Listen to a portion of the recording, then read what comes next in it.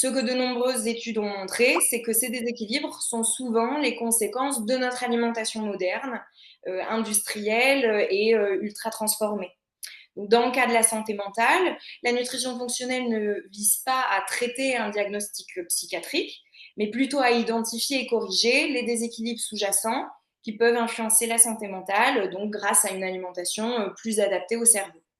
Ce qu'on va essayer de voir maintenant, c'est dans quelle mesure une prise en charge naturopathique fonctionnelle centrée sur l'alimentation peut-elle soutenir la santé mentale.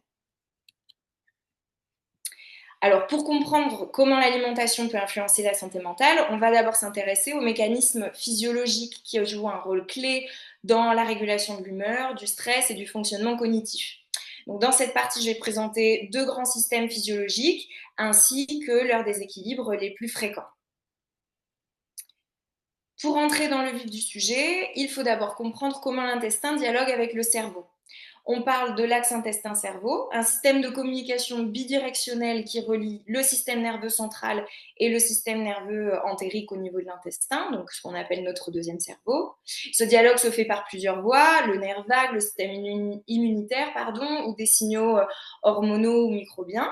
L'intestin, lui, il envoie au cerveau des informations sur l'état de la digestion, l'équilibre du microbiote ou la disponibilité des nutriments. Le cerveau, en retour, il influence la motricité intestinale, la sensibilité digestive et même la composition du microbiote.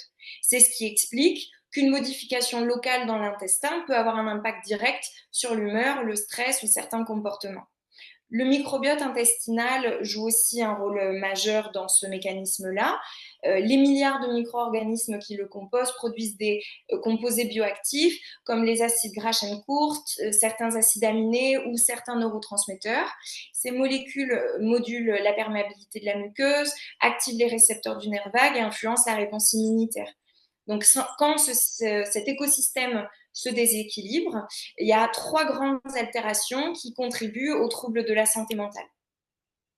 Alors, le premier déséquilibre va être la dysbiose. Donc, un microbiote déséquilibré produit moins d'acides gras à chaîne courte, en particulier le butyrate, qui est essentiel pour entretenir la barrière intestinale, renforcer le jonction serré et limiter l'inflammation. Donc, leur diminution aggrave donc l'inflammation, mais aussi la vulnérabilité de la muqueuse, souvent responsable d'une perméabilité intestinale. Donc, lorsque la barrière intestinale perd son intégrité, les jonctions entre les cellules épithéliales s'ouvrent davantage, certaines molécules comme les lipopolysaccharides ou d'autres métabolites pro-inflammatoires peuvent traverser l'épithélium et se retrouver dans la circulation sanguine.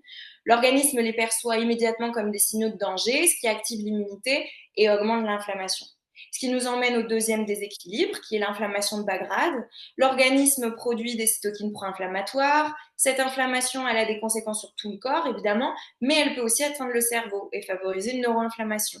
Donc, ce qui perturbe la communication neuronale, la disponibilité de certains neurotransmetteurs et impacte donc motivation, humeur et certaines fonctions cognitives.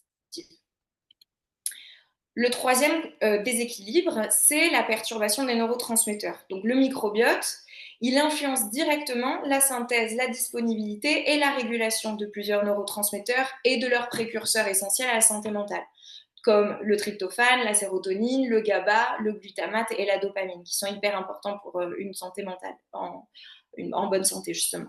Donc quand l'écosystème intestinal se dérègle, donc par les déséquilibres qu'on a vus même précédemment, la dysbiose, la perméabilité intestinale ou l'inflammation, il y a plusieurs mécanismes clés qui sont affectés.